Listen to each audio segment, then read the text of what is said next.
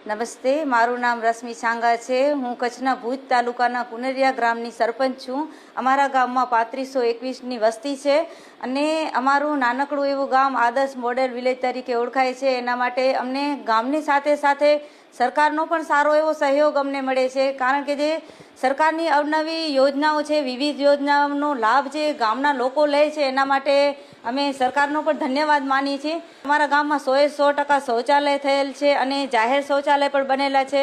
અને સ્વચ્છતાની વાત કરીએ તો અમે 500 ઘરોમાં નિર્ધૂમ ચૂલાઓનું વિતરણ કર્યું છે અને 50 ઘરોમાં ગોબર ગેસ અપાવ્યા છે।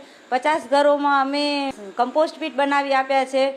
500 ઘરોમાં અમે સૂકો કચરો અને ભીનો કચરો અલગ રહી શકે એવી ડસ્ટબિનનું વિતરણ કર્યું છે। અને સફાઈ માટે બીજી એક સારી એવી વાત કરું તો આગલા જ મહિને અમારા ગામમાં સરકાર તરફથી અમને ગાડી મળેલ છે, જે ઘરે ઘરથી કચરો લઈ અને ભીનો સૂકો કચરો અલગ કરે છે અને ઘરે ઘરથી લઈ જાય છે।